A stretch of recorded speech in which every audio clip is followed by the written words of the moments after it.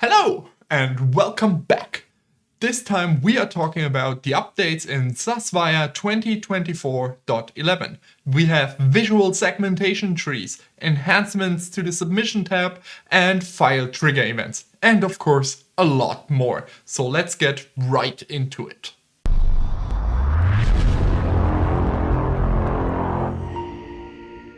This time around, we are starting things off inside of SAS Intelligent Decisioning, where we have a new enhancement for segmentation trees.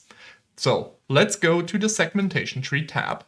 And here I have created a baseline tree that we can take a look at.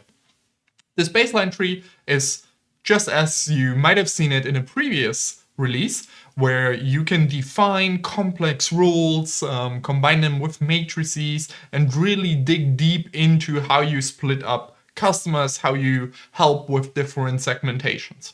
And this view of this splitting is very helpful, but it does lack some visual representation, especially if you have big or gigantic segmentation trees that you want to quickly navigate. So a new feature has been added.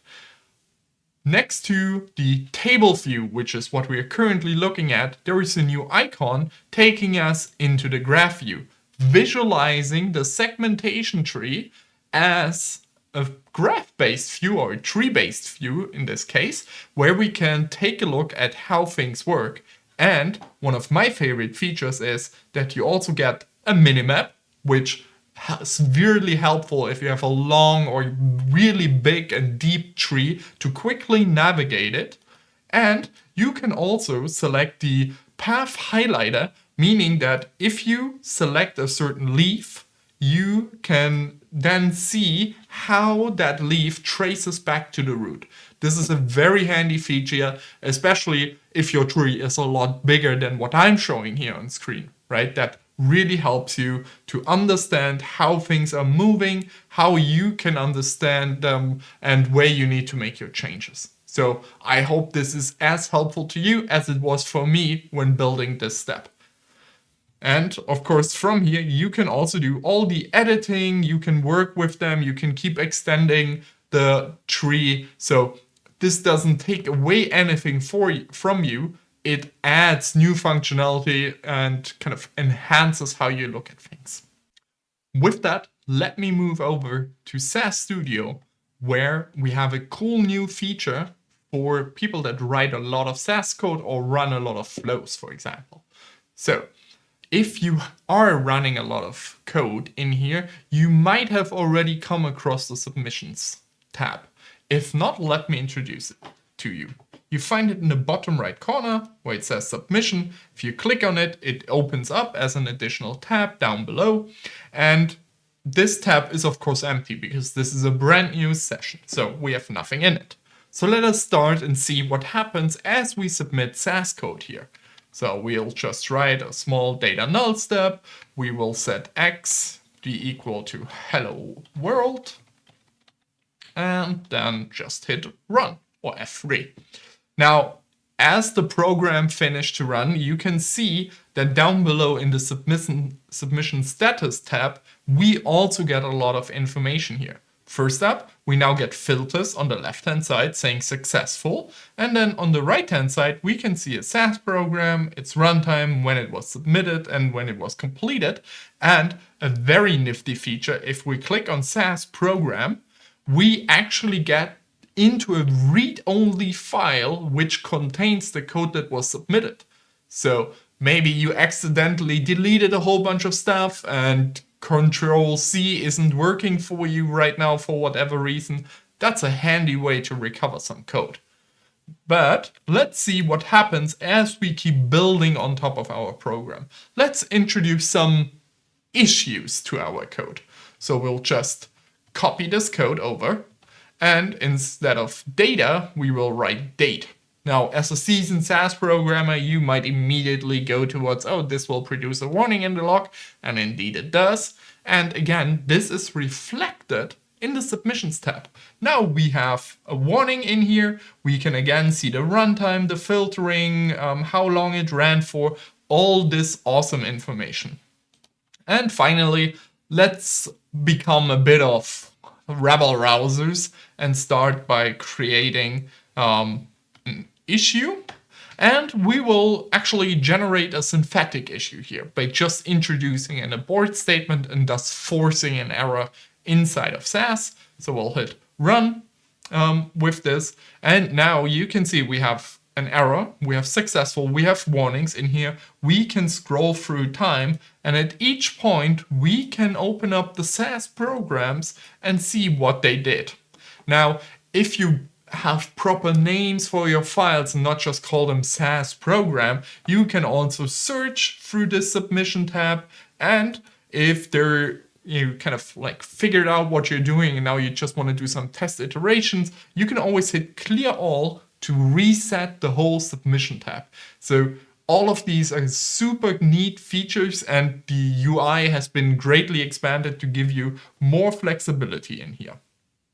You can, of course, also customize what you see, in which order you see them, by just clicking the small icon in the top right to manage the columns and add and remove them as you see fit. So let's move on to an application I'm not sure we've ever touched on before, and that's SAS Environment Manager. So let's go to the main menu and click on Manage Environment. And here we will take a look at the new file trigger event that has been added. This can be found in the Jobs and Flows tab inside of SAS Environment Manager. And if we go into scheduling here, we can, of course, create jobs and job flows in here through the new icon. I have, of course, as a good baker does, prepared something for us to take a look at. Here I've created a flow. Let me just edit that or view the flow so you can see what it is. It's just a single job in there. Nothing too fancy, just to illustrate the example. Now, what has been added, if we go to Edit Schedule, previously you could only add time-based schedules to this. Now, with this new release, a new trigger type has been added, a file event. Here we can give this file event a new name. We select the file inside of SAS content, and then we can provide it a condition on which this should be triggered. This is an awesome capability, especially as you're thinking about things like triggering a job that should only run if a certain API, for example, created some data. And then you just put a trigger file in there that's checked on a timely schedule. And then if also that trigger file is present, then your flow can run. This is now a feature that's so easy to set up that you don't have to come up with your own tooling around it. You can just do it no code directly in the UI, which is very handy. With that, let me take a look at cool new articles that have been published in the SAS community over the last month.